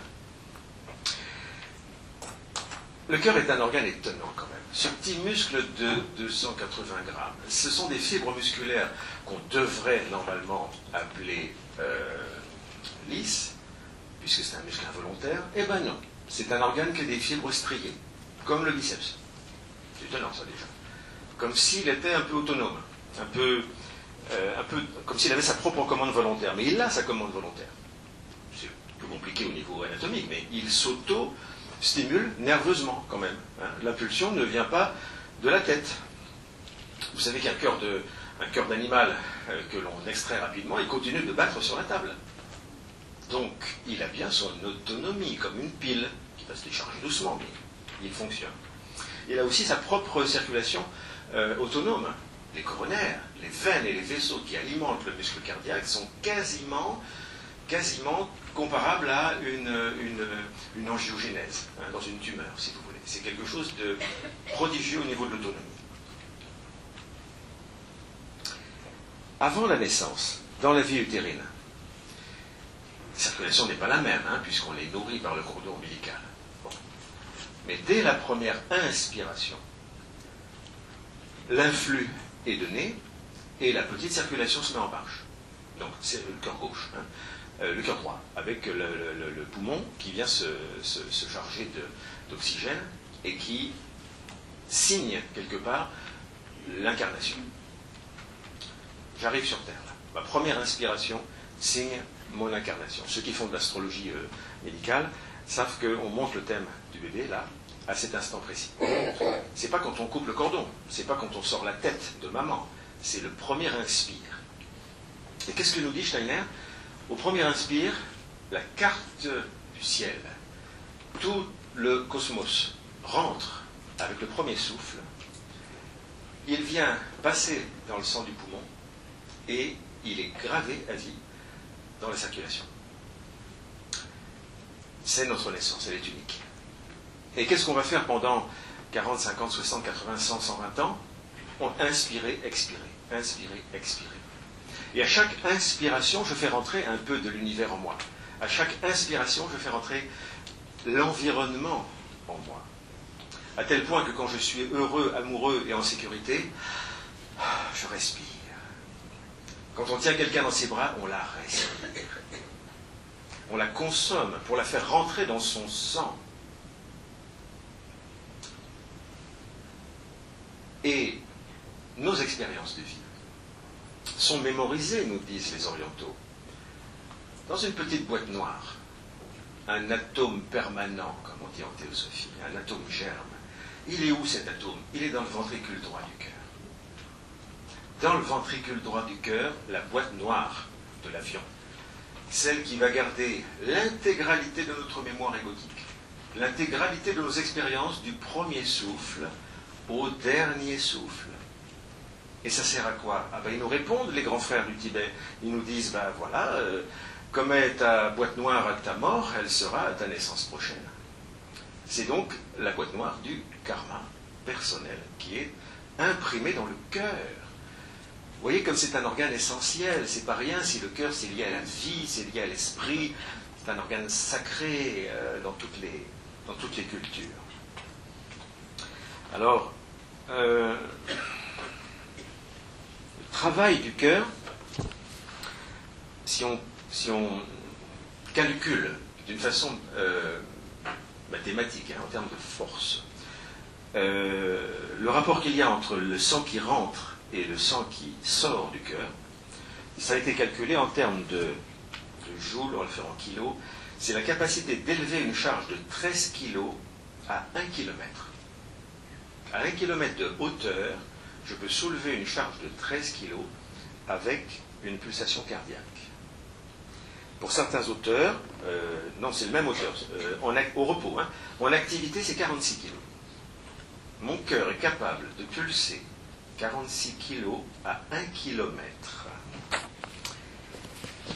Et un auteur un peu délirant va jusqu'à 500 tonnes, mais bon. Qu'est-ce que ça veut dire? Quand on sait que la pression est nulle au niveau des capillaires, quasiment, le retour au cœur devient impossible. Qu'est-ce que c'est que cette dynamique? Est-ce qu'on peut seulement l'expliquer avec l'histoire des valvules en cœur de pigeon, la contraction des muscles, l'orthosympathique? L'honnêteté scientifique rend les armes. Ce n'est pas possible d'expliquer en termes de force de travail, de mathématiques, de sciences, de biologie, la puissance du cœur. La seule explication, nous dit Steiner, c'est de comprendre que le sang anime le cœur. Et que c'est le principe de vie qui s'exprime dans un vortex. Un vortex, c'est une spirale, dont parle aussi Schwenk dans le chaos sensible. Et j'ai relevé une phrase sympathique chez Steiner. Le cœur est le centre de succion d'un tourbillon de sang dont la force est quasi infinie. En termes de dynamique de fluide, en termes de tuyauterie, pour faire simple, il y a un auteur que vous devez lire sûrement qui est Victor Schauberger. Il a écrit des choses fabuleuses sur l'eau. C'est un des pionniers sur la dynamique de l'eau et sur la purification de l'eau, l'eau dans le corps, l'eau dans la nature, l'eau en agriculture, etc. Et il s'aperçoit que quand on fait passer de l'eau dans un tuyau, un simple tuyau d'arrosage qui est en forme de vortex, il y a une force qui se met en place. Et le centre du flux de l'eau touche une vitesse quasi infinie. Ce vortex devient tellement rapide qu'il annule la force de friction de l'eau contre le tuyau. Ça veut dire qu'on génère de l'énergie grâce au vortex, comparativement à un tuyau qui est droit. Mais vous avez tous fait l'expérience avec une bouteille. Quand vous videz une bouteille, glou, glou, glou, glou, glou, elle va doucement. Vous lui donnez un petit coup de vortex, elle coule vite. C'est un peu la même chose à l'échelle d'une bouteille. Moi, je trouve ça absolument passionnant. Et d'où viendrait l'impulsion vortexée? Eh bien, pour Steiner, elle vient des sphincters précapillaires. J'étais ravi de voir que les anthroposophes comprennent, admettent ce que Mme Sébastien aussi a découvert quasiment toute seule, comme une visionnaire, en montant sa balancelle. Mais allons plus loin encore. Quelle est la cause de la cause de la cause? D'où vient l'impulsion même des capillaires? Quelle est l'origine du vortex? Steiner nous dit, c'est l'esprit du cœur. C'est l'esprit de vie. C'est l'association du corps astral et du corps mental, c'est-à-dire de la psyché humaine, reliée à sa source spirituelle, qui est l'animatrice de cette dynamique pulsatile et vortexile. Et ça, ce n'est vrai que dans le sang chaud. Les reptiles n'ont pas du tout la même physiologie. Nous sommes des animaux à sang chaud. Et tous les animaux qui ont du sang chaud ont une réalité astrale, une réalité émotionnelle, un corps de désir, un corps de sensation. Les animaux à sang froid n'ont pas cela. Ça explique pourquoi, notamment, le poisson n'a pas du tout le même intérêt énergétique et nutritionnel que les viandes. Le poisson, nous dit Steiner, est une algue qui a pris son autonomie, qui ressemble à un animal. C'est joli, mais si vous êtes sensible, faites l'expérience. Je ne le ferai plus aujourd'hui, mais on a tous mangé de la viande, j'imagine, dans sa vie. Vous avez des bons viandards là, qui se bouffent du steak tartare tous les jours. Débordent de vitalité, ces gens-là, mais c'est une vitalité animale, une vitalité agressive. Peut-être qu'elle est juste pour eux, ça ne me regarde pas. Peut-être que professionnellement, ils ont besoin de challenge, de compétitivité, d'agressivité, de jalousie. Mais ça vient d'où? De la viande. Passez au poisson. En moins de 3 semaines, déjà votre tension artérielle descend, vous dormez mieux, et vous devenez zen, serein, tranquille, paisible, comme le poisson dans l'eau, si vous voulez. Ne mangez pas du requin, hein? Le requin n'est pas un poisson. Mais si vous mangez du poisson, l'information poisson n'est pas une information astrale. Ça change vraiment tout au niveau nutritionnel. Je le dis souvent à des gens qui ont une tendance parfois un peu extrémiste, en passant dans le végétarisme ou dans le végétalisme, réconciliez-vous avec le poisson. Réconciliez-vous avec le poisson. Les petits poissons, en plus, sont moins toxiques. Alors, le cœur de Steiner, donc, que je ne m'égare pas, le cœur participe, dit-il, au centre d'un système O2, CO2, donc l'échange réalisé entre le sang rouge et le sang bleu, de même qu'il participe à un échange d'énergie entre le pôle neuropsychique, la tête, la pensée, et le pôle métabolique, la digestion, le feu, le sexe, l'élimination. Le cœur, il est entre les deux, c'est le pôle rythmique. C'est le pôle qui bat la mesure entre cœur et poumon. Nous avons les organes du rythme. Et symboliquement, il faudrait 3 heures de plus pour développer cette notion de pôle chez Steiner. Mais il nous dit quoi dans le secret des dieux et de son intuition? Il nous dit, attention à ne pas trop investir dans le pôle du haut. Ne devenez pas que les grands cerveaux. Attention à l'intellect, il refroidit, il sclérose, il dessèche. Parce qu'il nous rapproche de forces qui sont les forces lucifériennes. N'oubliez pas que Steiner est un mystique chrétien, donc il est forcément dans ce langage. Ne le prenez pas au premier degré. Mais Lucifer, c'est le maître de l'illusion. C'est le séducteur. Et c'est toujours par les idées qu'on est séduit. Ce qui nous paraît progressiste, ce qui nous paraît bon pour nous intellectuellement, on va s'en nourrir. Attention, si on surinvestit, c'est la sclérose. Les pathologies de sclérose, qu'elles soient neurologiques, psychologiques ou corporelles, sont liées à un excès d'investissement dans le pôle du haut. Mais il nous dit, attention, vous n'investissez pas trop dans le pôle du bas non plus, parce que le pôle du bas, il est sous la dépendance d'un autre personnage mythique que connaissent ceux qui ont lu Zarathustra, qui est Ahriman. A-H-R-I-M-A-N. Et Ahriman, c'est le maître de Maya, c'est le maître des mirages. Et lui, il nous séduit, non pas par l'intellect, mais il nous séduit par les 5 sens. Il nous séduit par le confort. Il nous séduit par le progrès qui va nous amener jusqu'à manipuler l'atome et les OGM. Il nous séduit aussi par le sexe, bien sûr, qui est en bas. Alors, qu'est-ce que fait le cœur entre les deux? Il souffre déjà. Il souffre, puisqu'il est pris comme une tranche de jambon dans le sandwich. Hein.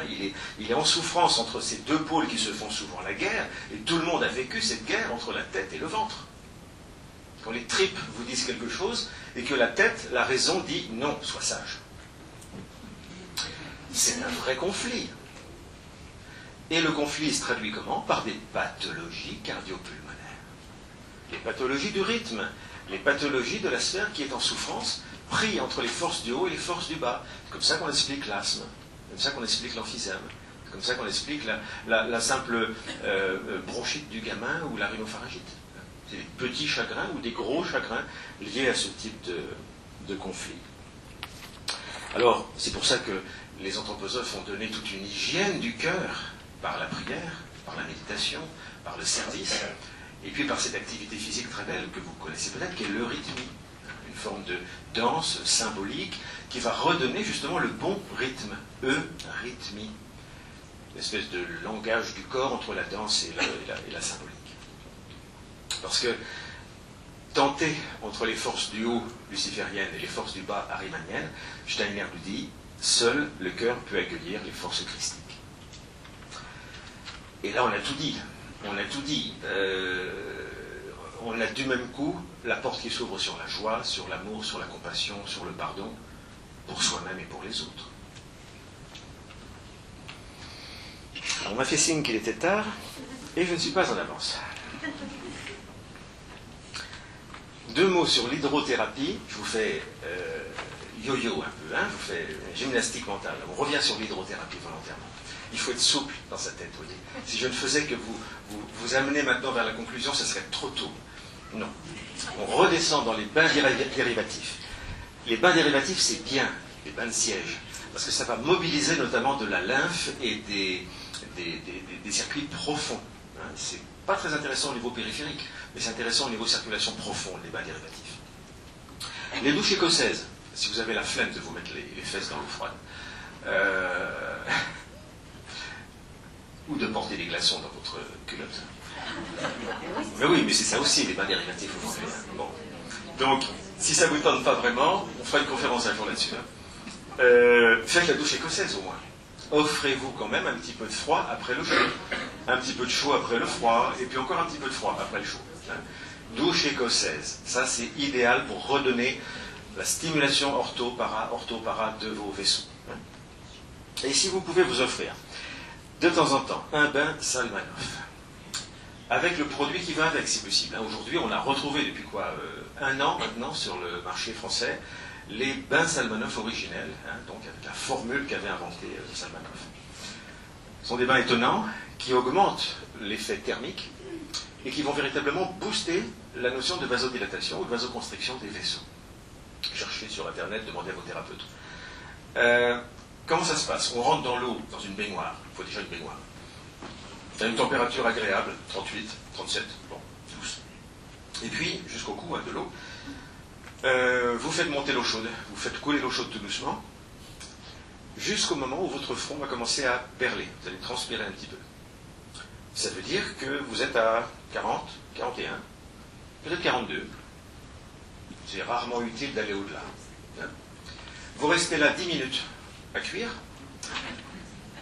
et vous sortez tout doucement, vous videz d'abord l'eau, vous enlevez le bouchon de la baignoire pour que l'eau s'écoule, vous levez lentement pour ne pas avoir de vertige, vous vous asseyez, et vous vous couchez, essuyez rapidement dans un drap de bain, un baignoire, et vous continuez de transpirer. Qu'est-ce que vous avez fait là? Vous avez fait un cadeau à votre corps extraordinaire. 1, vous avez fait pousser les capillaires. Ils ont poussé, comme les racines de ma plante tout à l'heure. 2, vous vous êtes offert la fièvre. Votre température rectale, elle est passée de 37 à 38, 38,5. Et la fièvre, c'est bien, on est d'accord, ça brûle, ça nettoie, ça purifie. Ça fait le ménage anti-infectieux. Et troisièmement, vous avez éliminé par la peau beaucoup de déchets, comme dans un sauna, comme dans un hammam. Donc, un effet détox. Les contre-indications ne sont pas extraordinaires. Cancer évolutif, phlébite, hémorroïdes en phase aiguë, maladie infectieuse en phase aiguë, cardiopathie non stabilisée, trouble du rythme, hypotension artérielle, beaucoup plus dangereuse que l'hyper, puisque dans l'eau chaude, la tension baisse. C'est quasiment tout. Si vous avez des mauvaises jambes, mettez les mollets sur le côté de la baignoire, et puis voilà. Essayez. Essayez, ça marche très bien. La bouillotte, on en a parlé, mais si vous voulez faire un cadeau à votre corps, la bouillotte, faites-la à la Salmanov, c'est-à-dire la méthode qui s'appelle la cruche Salmanov. Pas très connue ça, mais c'est aussi pour les étudiants parce que je pense qu'on ne vous le dit pas. Le foie, c'est la clé de la température du corps, bien sûr, mais c'est le grand filtre qui a 225 fonctions. Bon. Et le foie, il lui faut de la chaleur. Donc, mettre une bouillotte sèche sur un foie, c'est pas mal. Mais pour faire bien, il faut un linge humide, une serviette, il est en 4, posée sur le foie, et la bouillotte par-dessus. Vous allez voir la différence, c'est bluffant. C'est bluffant comme différence. Chaleur humide sur le foie. Les pédiluves, j'en ai parlé, Général de Gaulle. Le sauna, ça c'est pour les nordiques, le sauna avec un bon bain froid après, ou une roulade dans la neige. Essayez, essayez. Je passe sur le bol d'air jacquier, parce que ça a aussi une action sur la circulation et une action antioxydante. Je passe sur la ionisation, c'est-à-dire avoir un ioniseur à la maison, projeter des ions négatifs. Quel rapport avec la circulation? Eh bien, un rapport. C'est que l'air ionisé permet de déagglutiner les hématies. Ça veut dire quoi? Ça veut dire que quand on regarde sur un microscope tout simple, microscope à fond noir, du sang frais qu'on vous prend, on regarde les globules rouges. Chez quelqu'un en bonne santé, les globules rouges sont tous décollés. Et chez la plupart d'entre nous, je vous garantis qu'ils sont collés en petits paquets. Ils sont agglutinés. Eh bien, une des façons de les déagglutiner, c'est l'exercice, le mouvement, etc. Mais c'est aussi les ions négatifs. Allez, 1 minute sur les plantes quand même pour faire plaisir aux gens qui prennent des notes sur les plantes. Plantes dites circulatoires. Rapidement, j'en donne pas mal. Ruscus, en français. Petit ou, merci. Petit ou. C'est l'une des plus puissantes, hein, je la donne en premier. Aesculus hippocastin. Je lisais en latin, là en fait. Marron d'Inde, merci. Marron d'Inde. Il faut que je réapprenne le français des fois. Marron d'Inde qui est le grand ami de vos hémorroïdes.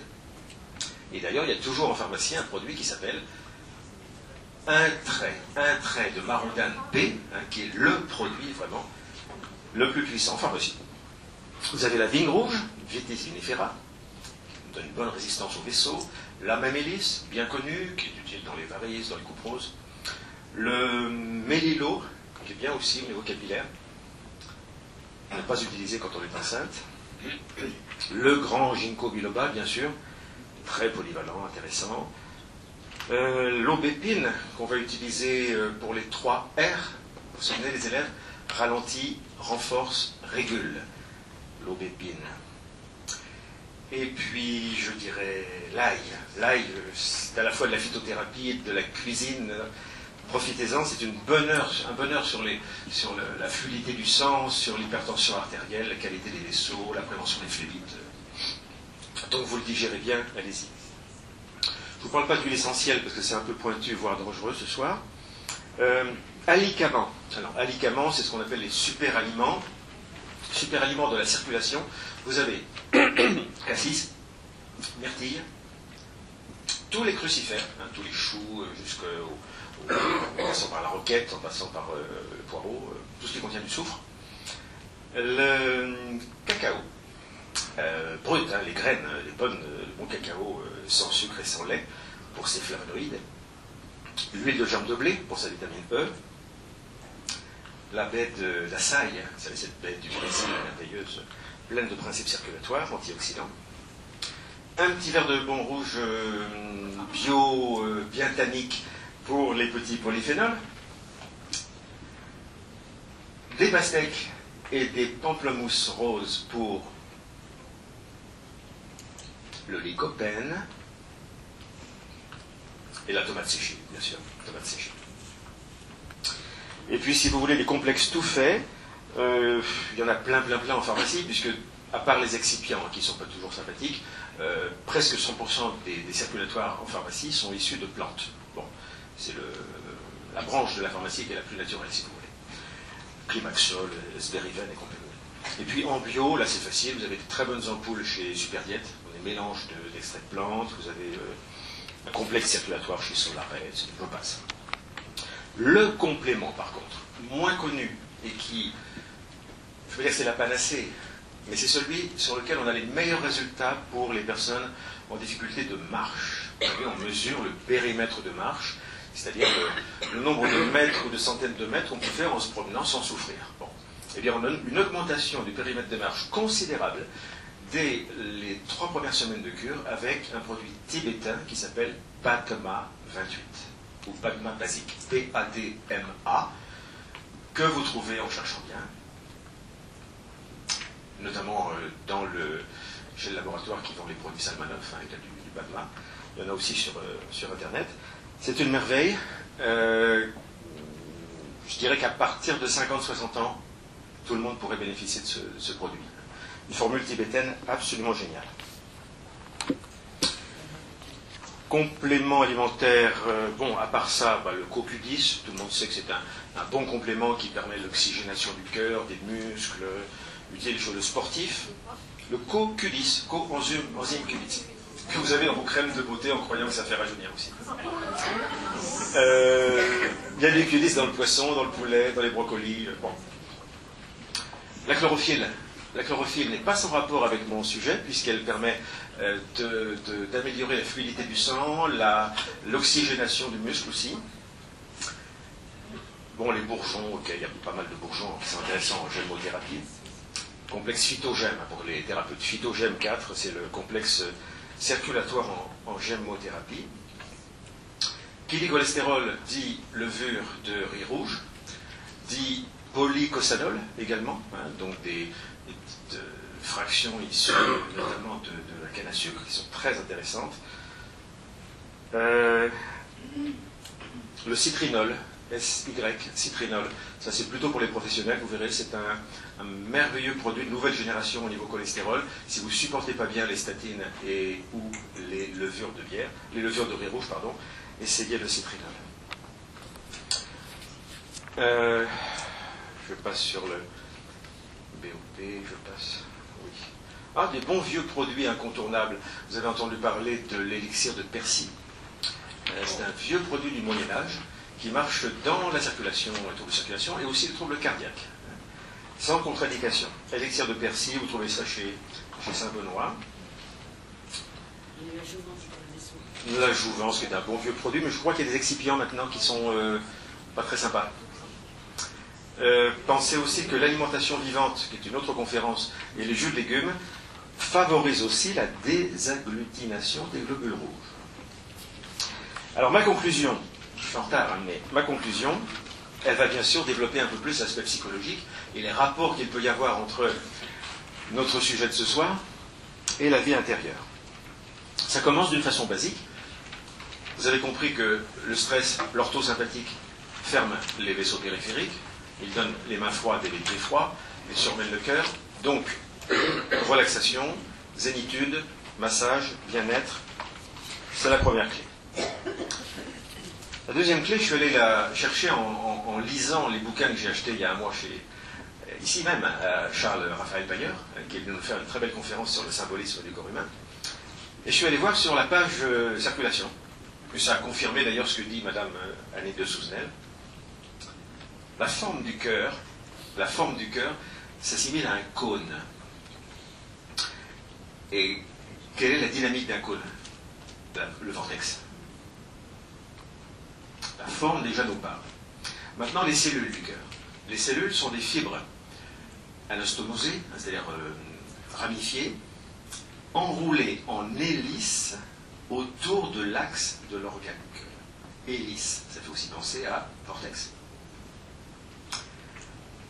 Et Payer nous dit quoi? Quel est l'enjeu psychologique dans les maladies cardiovasculaires? M'affirmer dans une relation juste à l'autre, tout en sachant l'écouter. Donner à l'autre en le respectant. C'est ce qu'il appelle le défi de cet organe, et qui est quelque part porteur de santé, si on le vit, ou porteur de pathologie. Alors, qui dit vortex dit bien sûr symbolisme, chakra, énergie du cœur. Et quoi de mieux que la Kabbale ou l'astrologie médicale pour nous parler de symbolisme universel, d'archétype. Alors le cœur, c'est bien sûr l'organe du lion. Le maître du lion, c'est le soleil. C'est parfaitement cohérent puisqu'on est sur la vie. La vie et le soleil sont associés. Apollon, bien sûr. La lumière. La sphère énergétique et spirituelle du soleil, c'est Tiferet, dans la Kabbale. Et l'archange qui préside, c'est Michael. Donc on est vraiment dans la famille, quoi.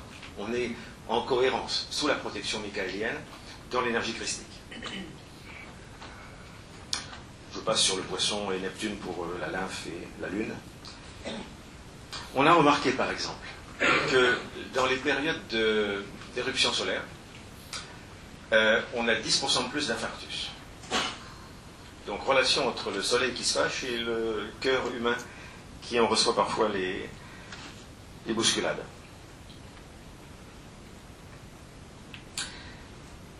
Qu'est-ce que nous dit la vie qui s'incarne? Elle nous dit, souviens-toi de ton âme. Elle nous dit, souviens-toi de ce que tu fais sur Terre. Elle nous dit, au moins, essaie de ne pas oublier que tu as une mission, qui pourrait s'appeler le karma, si on a un discours oriental, qui pourrait s'appeler une destinée consciente et noble et positive, si on est plus occidental ou plus païen. Et l'âme, donc, qui, vous le savez tous, n'a pas l'habitude de crier fort dans l'oreille. Elle chuchote, elle murmure, par la petite voix de l'intuition, souvent. L'âme, elle finit par s'épuiser. Parfois, elle baisse les bras. Quand elle est face à des égos, des personnalités qui deviennent sourds à sa voix. Et quand l'âme baisse les bras, ça s'appelle l'infarctus. C'est la lecture ésotérique, intéressante, qui va dire, cette personne-là, bon, si je parle comme l'âme, ça fait quand même 55 ans que je te dis de changer de boulot, là. Ça fait 55 ans que je te dis d'arrêter de tromper ta femme et de t'occuper de tes enfants. Ça fait 55 ans que je te dis de pourrais lire autre chose que le petit Parisien. Soupir d'âme. Allez, on décroche et on fera mieux la prochaine fois. Là, c'est typiquement la parole de l'âme dans l'infarctus. Et qu'est-ce que nous disent aujourd'hui les chirurgiens qui ont fait de la psycho et les gens qui sont occupés des gens qu'on a ranimés après un infarctus? Les témoignages, il n'y en a pas 5, il n'y en a pas 10, il y en a des centaines de milliers par le monde aujourd'hui. Les gens qui reviennent d'un infarctus, presque tous, changent d'orientation, changent de vie. Ils ont une éthique, ils ont un idéal, ils changent de boulot. Ils arrêtent leur connerie, quoi, en clair. Et ils se recentrent un peu dans l'écoute de qu'est-ce que je fais sur Terre. En termes de karma, Steiner, qui s'y connaissait pas mal, nous dit qu'est-ce qu'il en est de la formation karmique du cœur. Waouh! L'âme, dans un certain cheminement, à un certain moment de son histoire, va conscientiser les forces du lion. Bon, alors prenez-le au premier degré ou pas, imaginez l'âme qui se balade dans le cosmos et qui va faire un peu ses courses. Alors elle va prendre un peu de sensualité sur Vénus, elle va prendre un peu d'énergie guerrière sur Mars, elle va prendre quelques neurones cerveau gauche sur Mercure. Et puis, si elle a le bonheur d'aller faire un petit stage en Lion, sur le Soleil, elle acquiert ce que Steiner appelle des forces morales, voire des forces religieuses.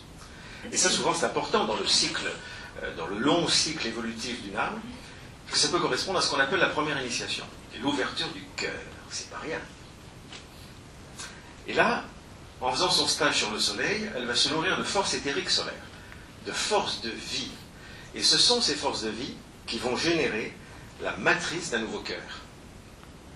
Et c'est cette matrice toute nouvelle qui va s'incarner dans l'enthousiasme, c'est-à-dire dans l'impulsion irrésistible de faire le bien dans telle ou telle vie.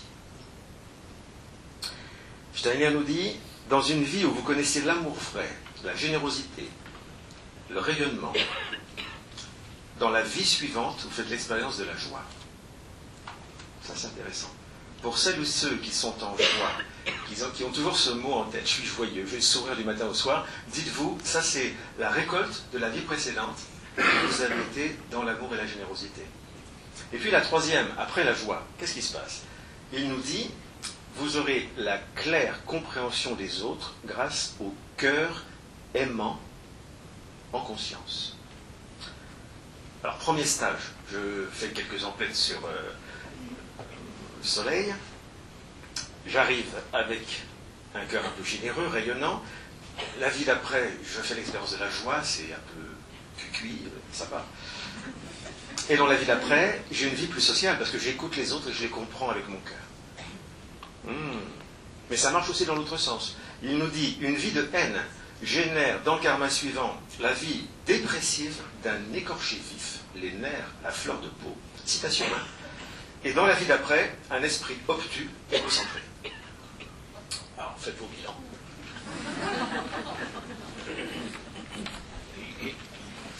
Tous ces mystères qui nous font un petit peu rire, sourire ou qui nous interpellent, pensez qu'ils ont été étudiés quand même par les grands frères du Tibet, de l'Inde, dans les mystères d'Éleusis, dans les mystères d'Isis en Égypte, et que ça a été la source de toutes les initiations qu'on peut aujourd'hui encore suivre au travers des grandes voies de la Rose-Croix, de la théosophie, de l'anthroposophie, du bouddhisme. Le sang, et j'arrive vraiment sur ma conclusion, rassurez-vous, pour ceux qui dorment un peu. Le sang et le cœur sont vraiment au cœur de toutes les grandes traditions, toutes les grandes religions, tous les grands mythes. Et les grands rites aussi. Les rites les plus païens, avec les sacrifices, les buveurs de sang, les sacrifices animaux, humains, et les rites les plus sacrés, où on transcende le vin en sang du Christ.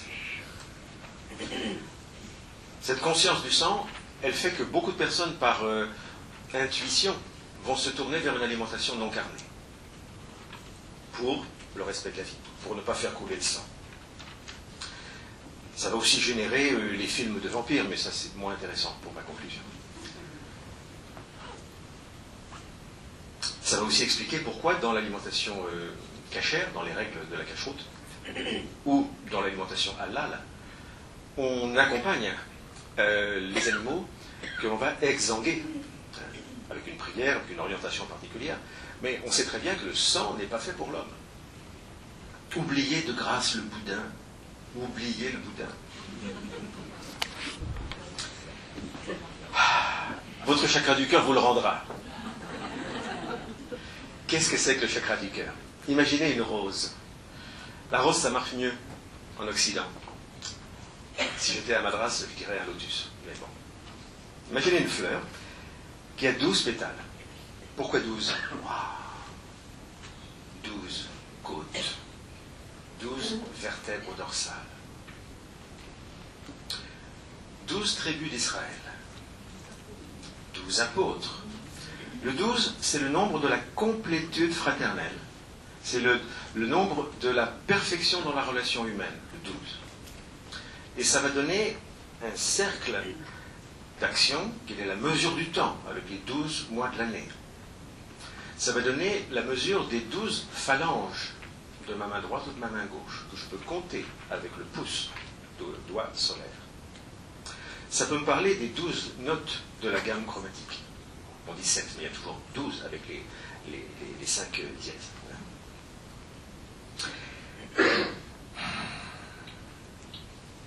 Anahata. Anahat en sanskrit. L'une des meilleures traductions, c'est l'intact, le son très pur, le non frappé. Donc, imaginez un son qui est frappé avec un gong, celui-là n'est pas très pur, il danse. Mais imaginez le son du gong sans frapper le gong. Ça, c'est le chant du cœur. C'est la voix du cœur. Il prend sa naissance entre D4 et D6, donc quatrième dorsale, là, entre les ailes, entre les omoplates, pardon. Brûlons pas les étapes. Et imaginez que cette fleur, donc, qui a ses racines au niveau. Je l'avais jamais fait encore celle-là. Bon, voilà.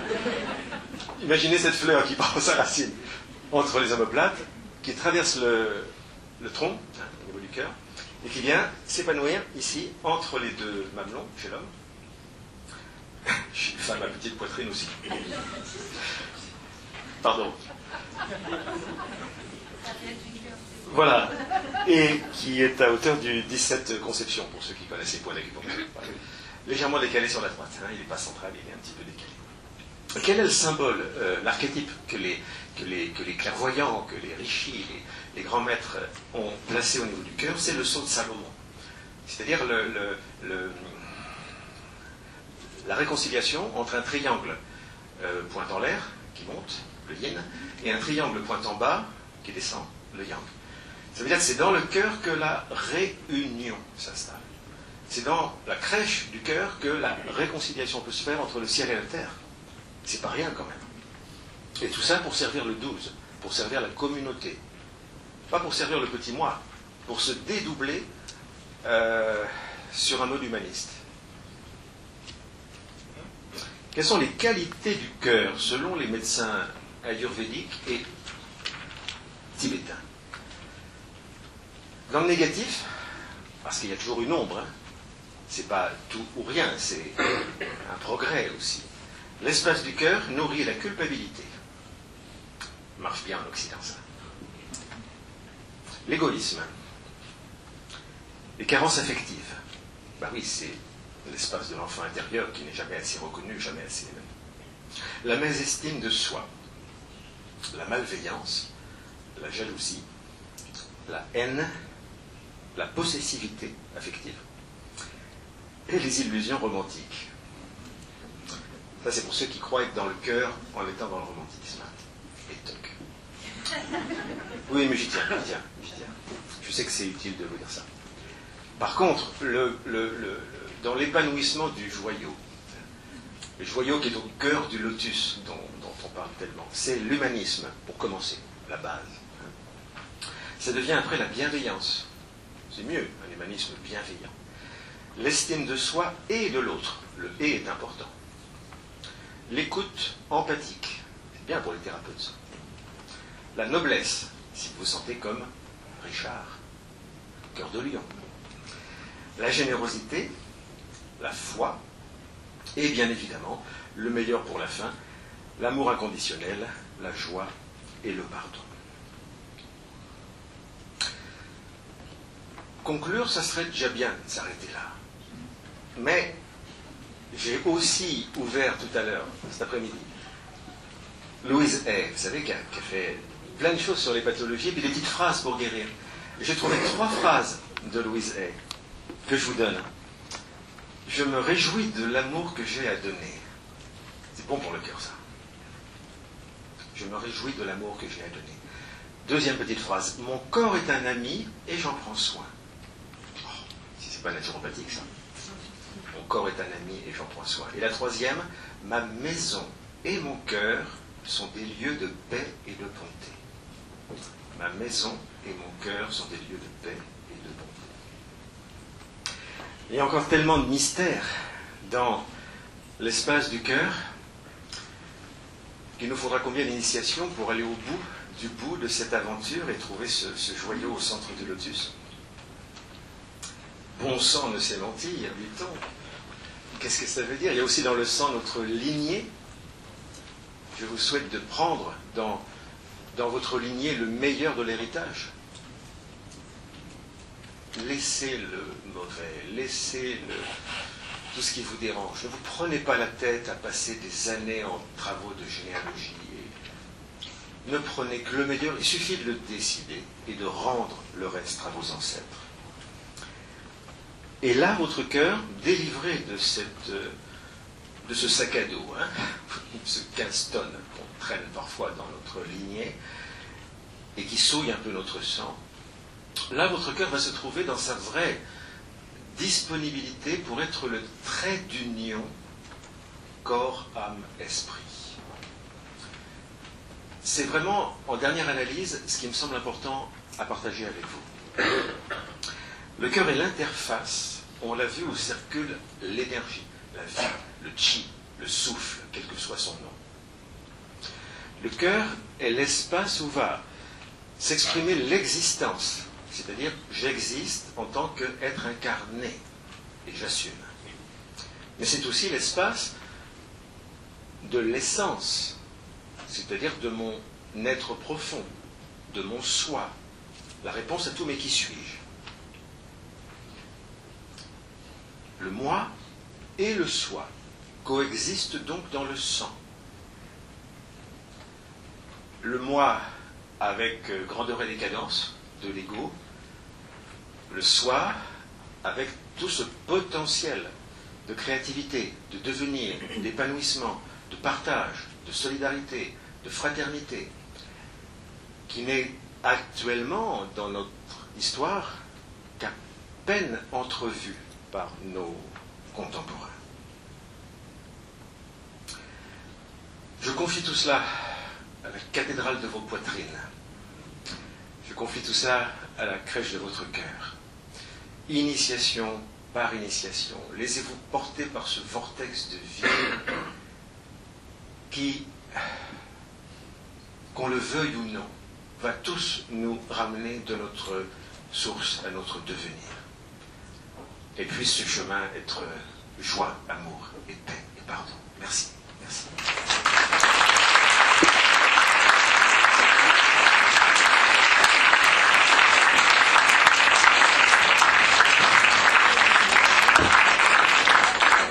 Allez, 2-3 questions maximum si nécessaire. Oui.